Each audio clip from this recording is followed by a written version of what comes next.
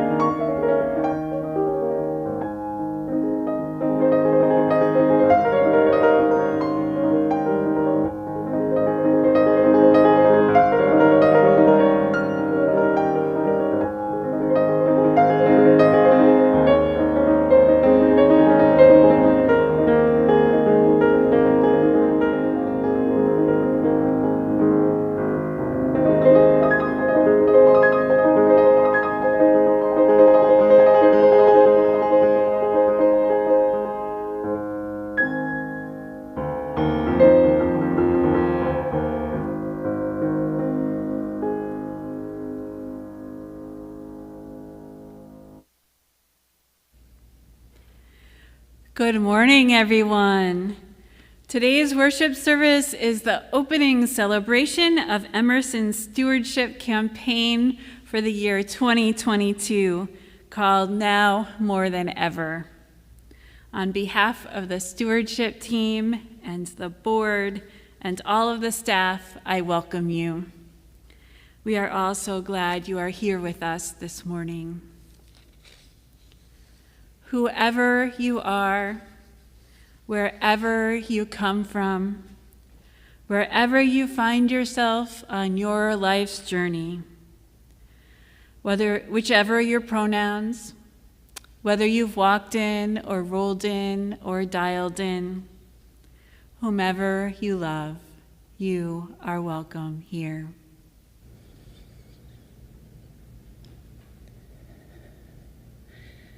Come into this circle of love and justice. Come into this community where we can dream and believe in those dreams. Come into this holy space where we remember who we are and how we want to live. Come now and let us worship together. I would like to invite Michael Bloom to come up and light our chalice for us this morning.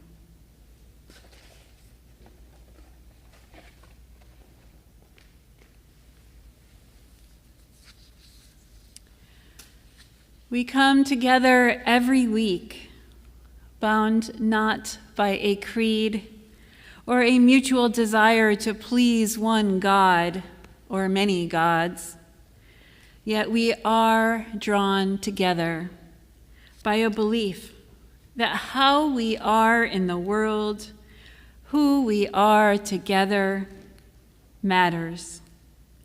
We light this chalice together in the knowledge that love, not fear, can change this world.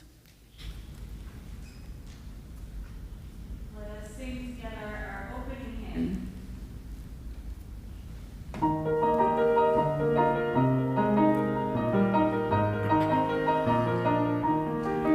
From the light of days remembered burns a beacon bright and clear, guiding hands and hearts and spirits into faith set free from fear. When the fire of commitment sets our mind and soul ablaze, when our hunger and our passion need to call us on our way, when we live with deep assurance of the flame that burns within, then our promise finds fulfillment and our future can begin.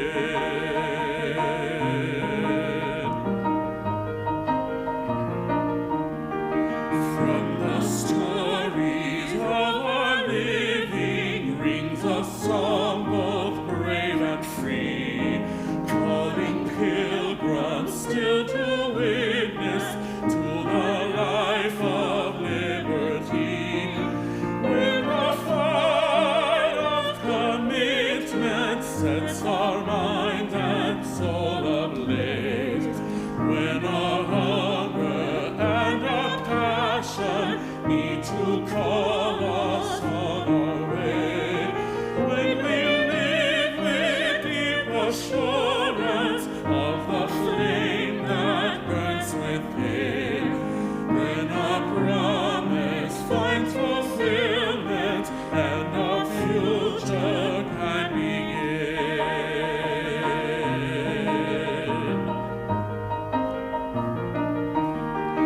From the dreams of youthful vision comes a new prophetic voice, which demands a deeper justice built by our courageous choice.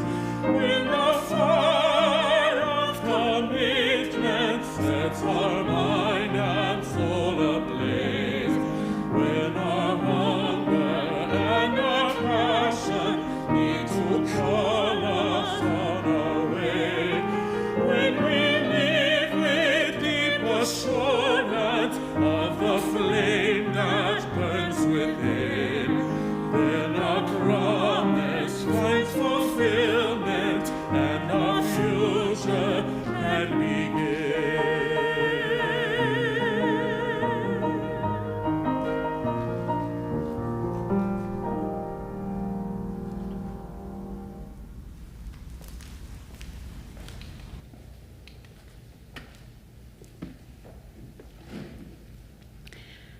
Today's story is The Little Purple Hen.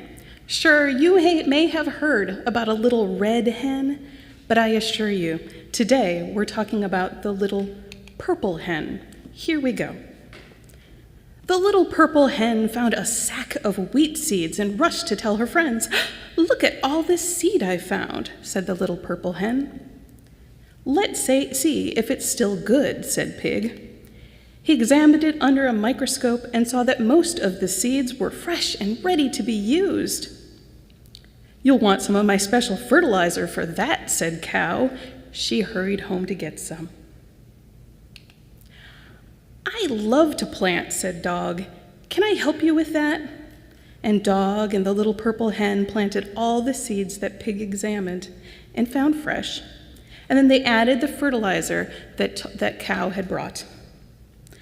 Several weeks went by and the seeds began to grow. The little purple hen planned on using Saturday to do her weeding. When she got outside that morning, she was shocked. There were no weeds. That must be some fertilizer, she thought. Just then, Farmer Joe wandered by. Farmer Joe, all the weeds in my garden disappeared, said Little Purple Hen. Yep, they did, he laughed. A cow and a pig and a dog were over here yesterday, and they pulled them all up. Of course, I'm kind of an expert on weeds, so I showed them what to pull up and what to leave. Thank you, said Little Purple Hen. As the weeks went by, the sun ripened till the wheat was ready to harvest. The Little Purple Hen got up early that Saturday morning and went down to her garden. There was Farmer Joe with his tractor, and Cow and Pig and Dog, and someone else. This is my friend Cat, said Pig. We're here to help with the harvest. Nice to meet you, Cat, said Little Purple Hen. Ooh, I love a good harvest, purred Cat. As they worked together harvesting the wheat, they discussed getting the wheat grown into flour. You know, I have a brother-in-law who owns a granary, said Cat. She called him up and he said he'd be happy to help them use his machines after hours. I'll take it over there, said Farmer Joe. Oh, but we want to go with you, said the friends. So they all piled in and went over to the granary, and while the machine worked, they ordered pizza. Cat's brother-in-law joined them and said, You know, I have a friend who owns a bakery. He has big ovens. Maybe you could use them. Wow, said Little Purple Hen. I just planned on making one loaf of bread, but with all this grain we've harvested, and if we could use those big ovens, we could make many loaves. A few days later, Little Purple Hen and Cow and Pig and Dog and Farmer Joe and Cat's brother-in-law all met at the bakery of Cat's brother-in-law's friend, Horse. They mixed the dough and let it rise and baked it in the giant ovens. They kept doing this over and over and over. At the end of the day, they put the last loaves in the oven and counted all the loaves cooling on the counters. Pig said, with those in the oven, we'll have 267 loaves of bread. They all looked at each other in amazement. Well, of course we'll each take some of the bread, said Little Purple Hen, but there's so much. What will we do with it all? And Cow said, Well, I know of a homeless shelter that would love fresh bread. And Pig said, I know of an after-school program with kids. They'd love some fresh bread too. And Dog said, I know of a food pantry with giant freezers, so they can save some of the bread for later. So they shared all the bread and each took home several loaves and felt very rich indeed and very proud of themselves for all they had accomplished. And Little Purple Hen said, Thank you.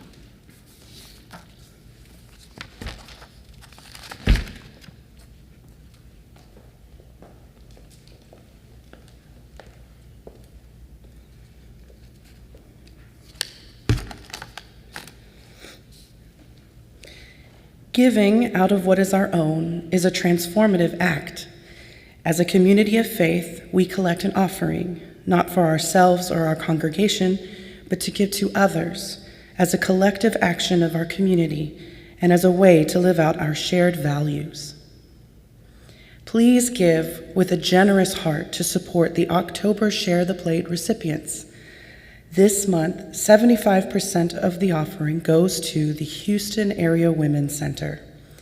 Houston Area Women's Center provides safety and comprehensive life-saving services to survivors of domestic and sexual violence, empowering individuals, families, and communities to transform trauma achieve independence, and stop abuse before it happens. The Houston Area Women's Center believes in a future defined by safe relationships and caring families when entire communities thrive free from violence. And as always, 25% of our offering will go to Interfaith Ministries Meals on Wheels, feeding Houston seniors. We have 3 ways to give. You can text the number on the screen, go to our website for online giving, or if you prefer to mail a check, yes, we are picking up mail at church.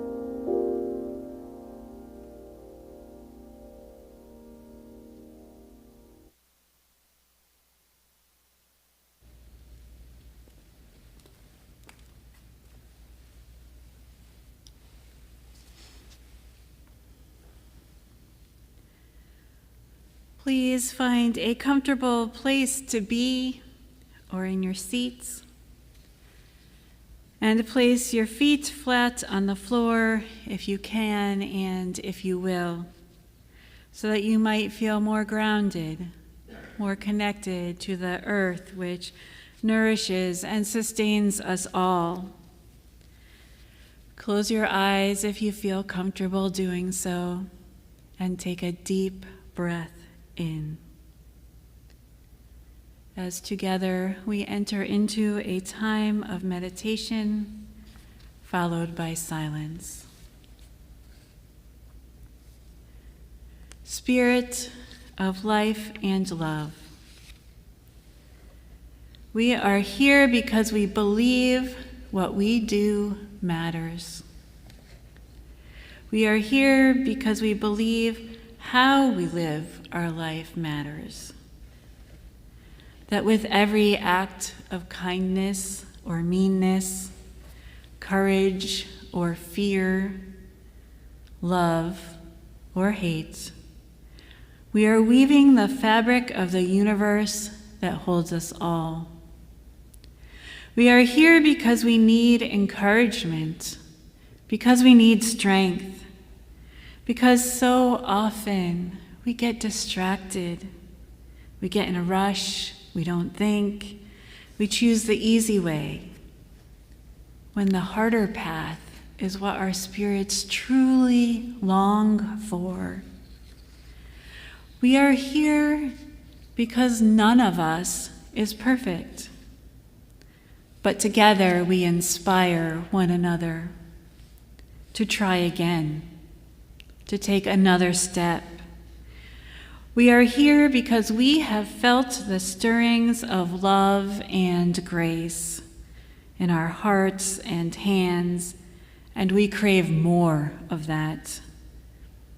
for ourselves, and not only for ourselves, for everyone. We are here because how we live matters. Now, let us enter into the silence together.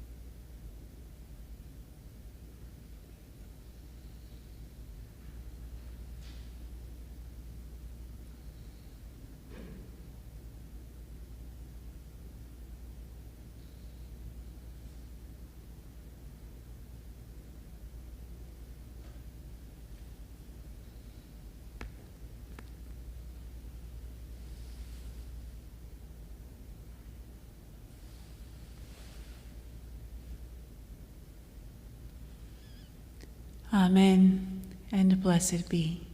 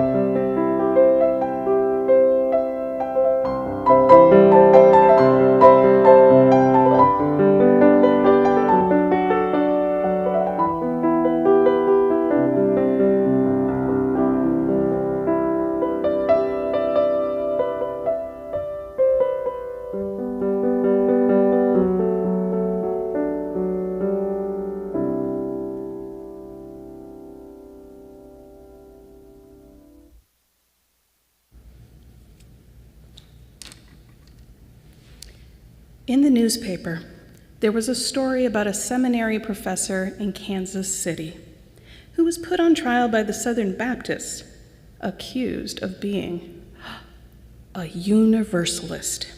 It's no wonder they were suspicious. He had stated publicly his belief that all people born into the world are children of God. And as if that were not enough, he also supported the ordination of women. Case closed? The professor denied the charge. "I'm not a Universalist," he said, and he convinced them. After 4 hours of deliberation, they voted 21 to 11 to let him keep his job. Now, I confess to being a Universalist. In fact, I'm a Unitarian Universalist, but I wonder if I were arrested and charged with being one, would there be enough evidence to convince me? The Kansas City story proves that having the right beliefs is not enough. The professor believed that we are all siblings, that every person has a piece of the divine spark, that women are the equals of men in the sight of God. That was not enough to bring in a guilty verdict. No, if they are going to pin Unitarian Universalism on me, they will have to be able to show that I participated in and supported a Unitarian Universalist church. That is the only way to be sure. Beliefs, no matter how noble, must be embodied in a living institution, or they will have no convicting power.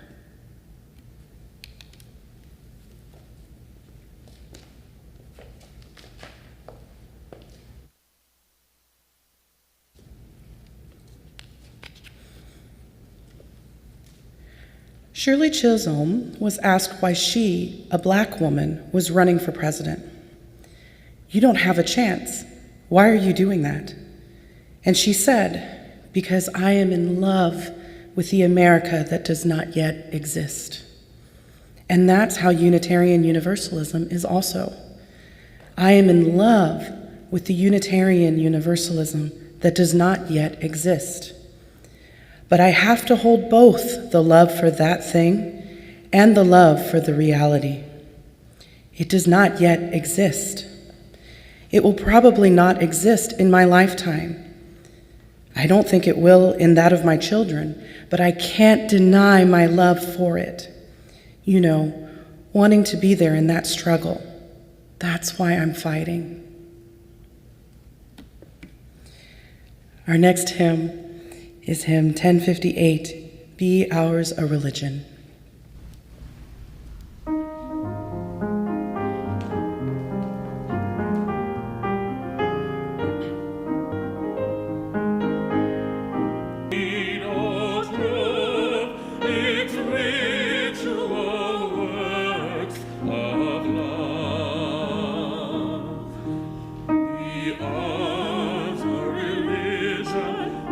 Sunshine goes everywhere, its temple of space, its shrine of good heart, its creed of truth, its ritual works of love.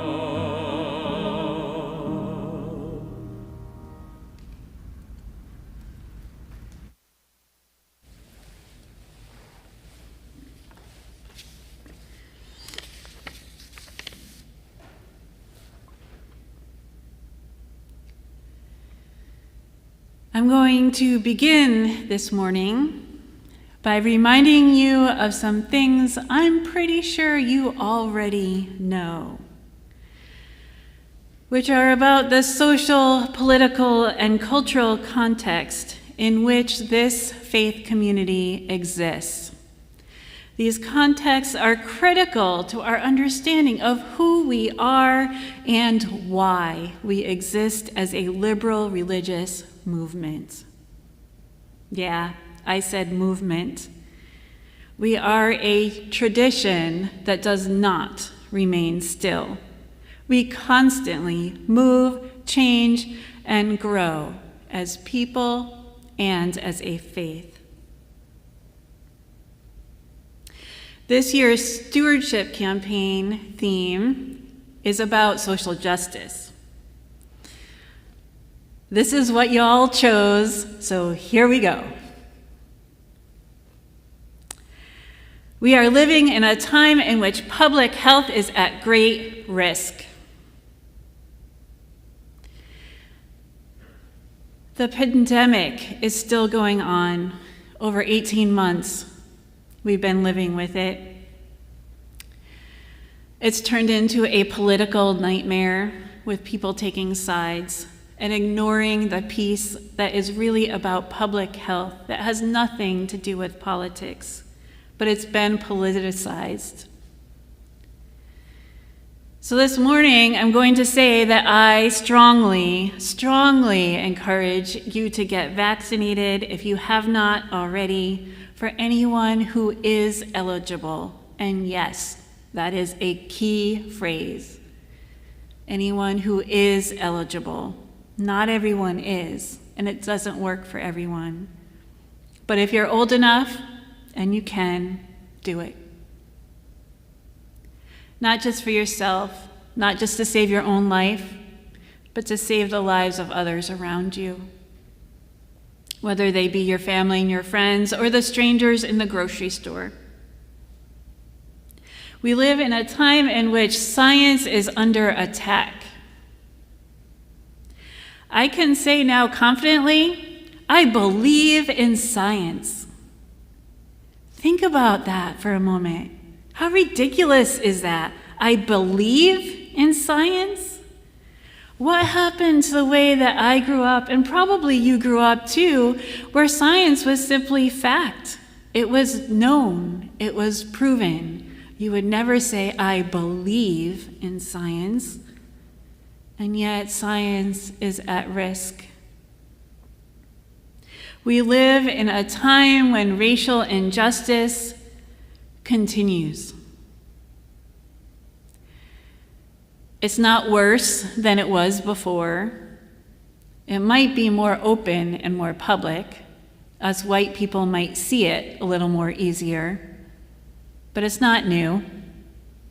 And it is a legacy that we have inherited, which has come directly from slavery and imperialism.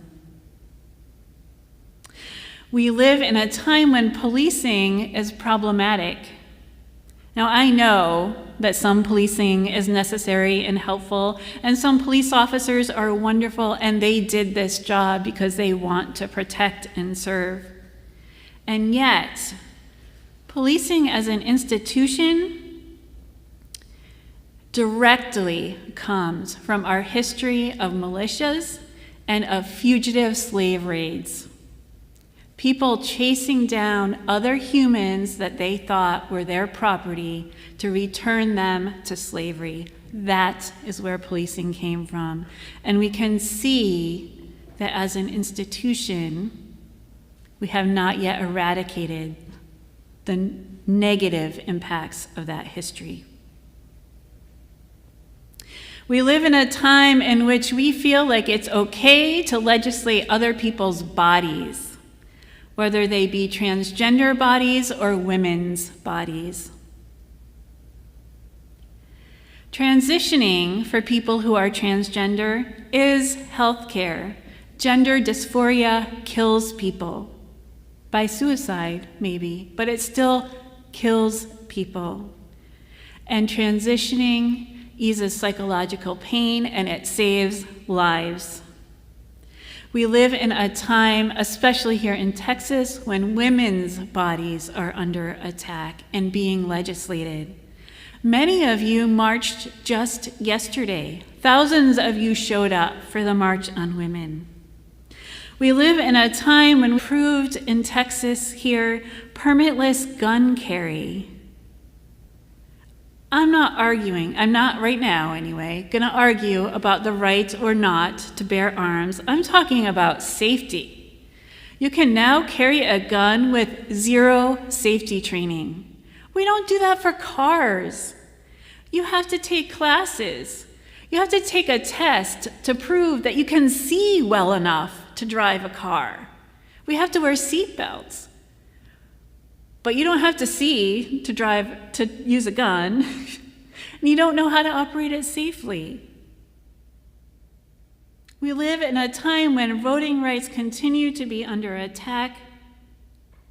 We're constantly fending off attempts to erode voting rights, especially for people of color, especially for people who are poor. We live in a time where climate change is getting even worse, when there are many deniers, many resistors. And yes, many of you attended last night's gala, which included fundraising to reduce the carbon load of the church buildings, because electricity is actually our second highest budget item. I believe it was at $41,000. Is that right? That's a lot of money for electricity. So these are the challenges. These are the context in which we live.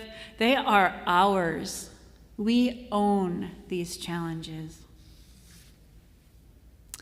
You might ask, am I talking about politics or am I talking about religion? It's a fair question, and it's a complicated one. We have tried to make this distinction many times over the past couple hundred years, for sure. It might have been a little easier to make in the past when some political parties saw themselves as more oriented toward fiscal conservatism than social and cultural policies. But things are more complicated now. The reality is that religion and politics have always been intertwined. This was true throughout the Bible. This is what the prophets' rallying cries were all about widening gaps between rich and poor, about the problems they saw that were being implemented by kings or by priests. And they were crying out against those injustices. It was politics. There was the arrest and execution of this guy named Jesus. That was a political move, a political decision. So there are ways in which it is important to try to separate politics and religion, such as in public education. And there are other ways in which they are inextricably intertwined, such as when a faith community rallies to address social injustices and social inequalities through legislation.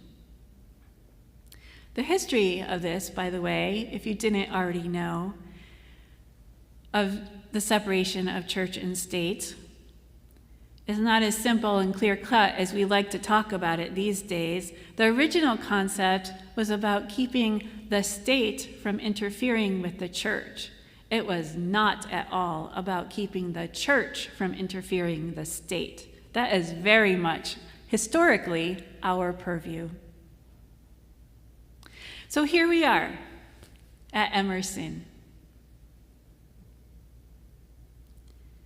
Emerson Unitarian Universalist Church in Houston, Texas, where I am getting to preach live for the second time from your sanctuary.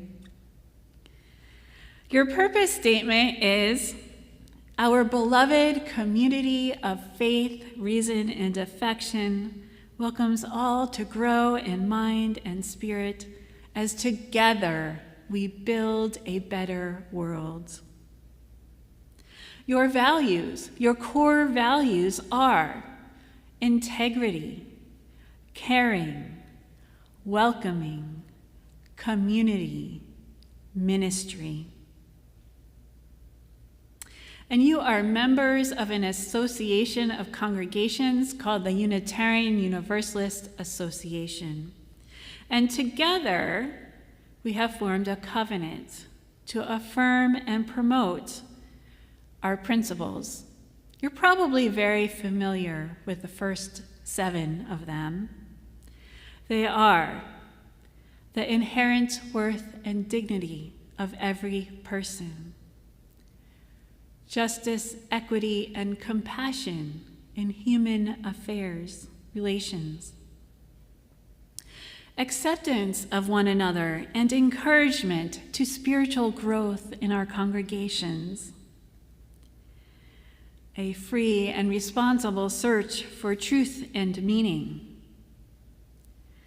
the right of conscience, and the use of the democratic process within our congregations and in society at large. The goal of world community with peace, liberty, and justice for all. Respect for the interdependent web of existence of which we are a part. These principles are not our beliefs. They are not a credo statement. Sometimes they get confused with that. They are a covenant that equals commitment. Our principles are equivalent to actions. They tell us how to act in the world, how to make this world a better place. And we continue working on that. Not just in the world out there, but in here, in ourselves, and in our congregation. We are a learning and growing faith tradition, and as such, many of our congregations have adopted an 8th principle to affirm and promote journeying towards spiritual wholeness by working to build a diverse and multicultural beloved community by our actions that accountably dismantle racism and other oppressions in ourselves and our institutions. These principles are actually a part of the UUA's bylaws. And there is an Article 2 study commission currently in effect, currently working, underway. Part of our bylaws require us to not codify these principles forever and ever. We are required to periodically review them every so many years to make sure that they are fresh and true and what we really mean to covenant together. Because we do grow and we do change and we do learn how to do better.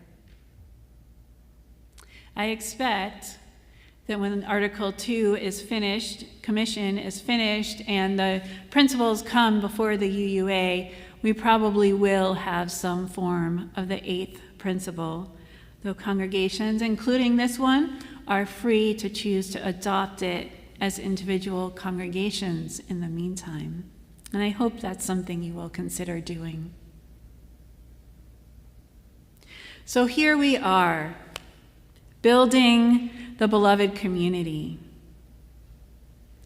The beloved community is the dream. This concept goes back to the Reverend Dr. Martin Luther King Jr. and others during his time period. It was talked about quite frequently. And it's not about building a single beloved community in a single church. It is about building the beloved community out there, covering the entire world. That's what MLK was about. And yet, we do need to build a beloved community. A beloved community right here, because we need to practice and learn and grow. And if we can't do it in here, we can't do it out there. We have to build one in order to know how to build it everywhere. So how do we do it? How do we build beloved community? I think that we begin with spirituality and spiritual practices. I know that's a big surprise, right, coming from the minister. We can't just keep going and going and going and going and going like the Energizer Bunny with our social justice. We need time for rest. We need time for renewal. We need time to refresh our spirits. We need a place of respite. This place, this church, Emerson, needs to be a place for respite for everyone. That's what Fenimore was talking about in terms of fighting for this faith. We need to widen the circle so that everyone can feel respite here at Emerson, and we can keep doing the work. There's a story, or perhaps better a metaphor, about a cup and a saucer that is told at the Finding Your Way Home retreat, and I'm sure other places. I'm not sure exactly where it originated. It's about self-care, that each of us as individuals are cups that need to be overflowing all the time. We don't just keep our cups full. We must be filled to overflowing so that our spirits flow out into the saucer beneath the cup. And when we serve, when we do social justice, when we do the work of keeping this faith community together, we serve from that saucer, not from the cup. So we don't deplete our inner resources. We need a place like Emerson here so that we can keep our cups full to overflowing, so we can serve from those saucers and we don't peter out and stop. So yes, stewardship is about money, but it's also about more than money. It's about time and effort and commitment and relationship and belonging and feeling at home. I didn't grow up as a Unitarian Universalist. I grew up in a congregational church, hearing about the Unitarians, knowing I would check them out once I grew up. And I did. The first church I joined because of theological reasons, because I believed in the unity of God. At the second UU church, that is where I finally knew that I had found my people, that I was home. This realization came to me when I was standing at the kitchen sink. And there was a bottle of 7th generation dish soap. And above the bottle, off to the side, there was a roll of paper towels that was unbleached, 100% recycled paper towels. And I had just participated in a church event in which we were celebrating a marriage, a wedding, and it was a potluck. They had set out 2 super long rows of tables, 3 or 4 of those really long church tables, right? And they labeled 1 vegetarian and 1 meat. And the people poured in, and the people poured in, and the vegetarian tables filled up, and there was very little on the meat side, and eventually the meat got pushed to one end, and all the vegetarian food had to go on like at least half of the meat table. And then and we ate on real dishes, no paper, and at the end everyone hung around and cleaned up and did tons and tons and tons of dishes. I stood in the kitchen loading the dishwasher over and over and over again. All of this was to celebrate a wedding of 2 women. So this was over 20 years ago. Back then, this was a time when I didn't really know vegetarians out in my personal, professional life away from church. It was a time when I couldn't go buy 7th generation in Walmart or Target or the local grocery store. I had to go to a special store to do that. It was a time when it wasn't easy to find recycled paper towels. So this story isn't actually about dish soap. It's not a simple story. It's really, really about action, and it's about commitment, because somebody bought that dish soap. Somebody went out there and took action and paid extra to buy environmentally friendly dish soap and hand soap and paper towels, and people stood there and put in their time and effort and did all of those dishes to avoid using paper. It was about action and commitment. In growing our faith, everything matters. We've heard that over and over today throughout the service. It matters what we do. It matters how we act. In growing our faith, everything matters. Yes, even the way we do our dishes. So what are your stories about Emerson? Or the wider world of Unitarian Universalism? How did you know, or how will you know, when you have found your people, when you are home? What actions will you take? What commitments, financial and otherwise, will you make? In growing our faith, everything matters now more than ever. Amen, and blessed be.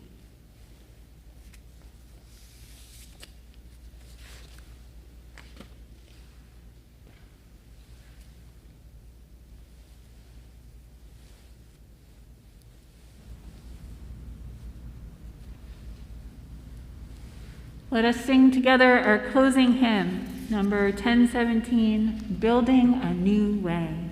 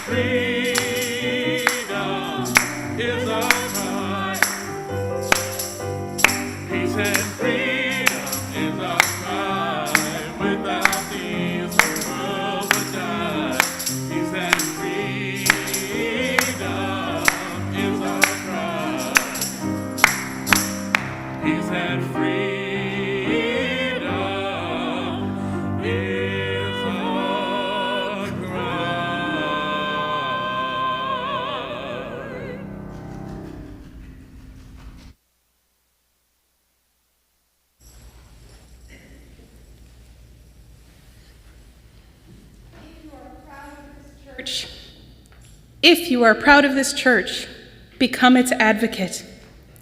If you are concerned for its future, share its message.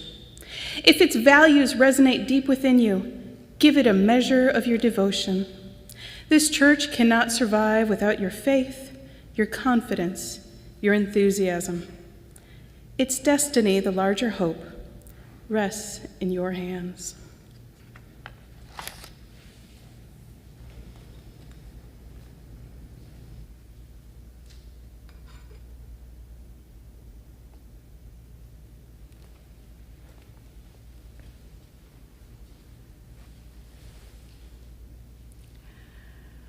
Go now in peace, with love in your hearts, kindness on your lips, and compassion at your fingertips, blessing all others as you yourselves are blessed. Our worship has ended. Now our service begins. Amen, and blessed be. Thank you so much, Reverend Michelle, and everyone who helped to make this service possible. We've just got a couple of announcements. First, thank you so much to all those who took part in the gala, and stay tuned to this week's eBless to learn more about how that all went. And joining us about stewardship is Michael Bloom, board member and stewardship chair. Good morning. Before I take my mask off, I wanted to see if I could have Reverend Michelle come over here to our camera over here, so I could give her a hug. I was so moved by her service today. Thank you so much.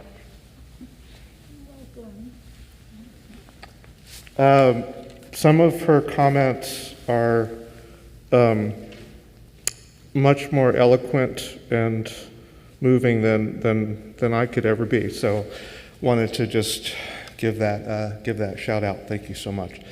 Well, as she alluded to, it's been quite a year with many challenges. And again, the inspiration this year for stewardship is to try to motivate your cups to overflow and to help the church.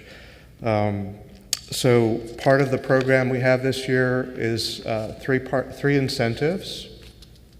So our first incentive is a new pledger incentive. So in 2020, there were about 70 or so members who were unable to contribute.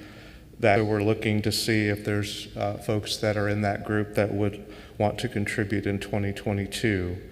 And so for folks that do agree to just do $10 a month, there will be an incentive match of $250 added.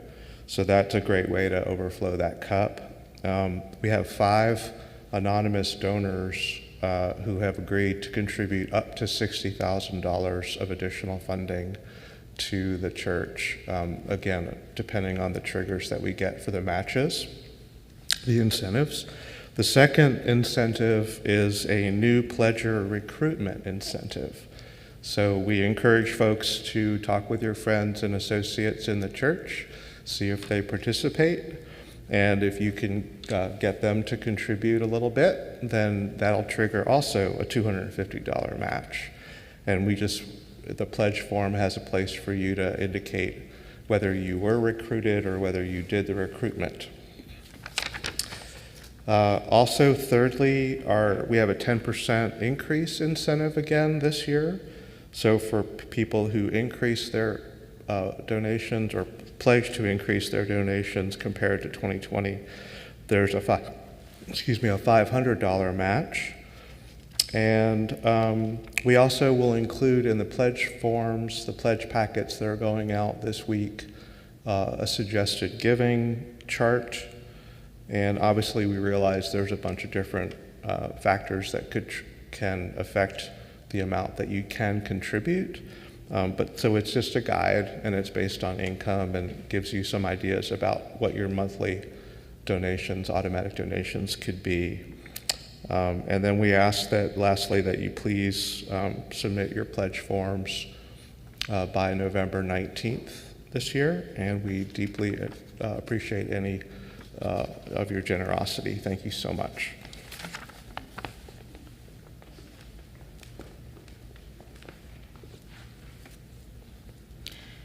So in just a few minutes, we'll be opening up the Zoom room for social time. The link is going in the chat. It is emersonhouston.org/social time.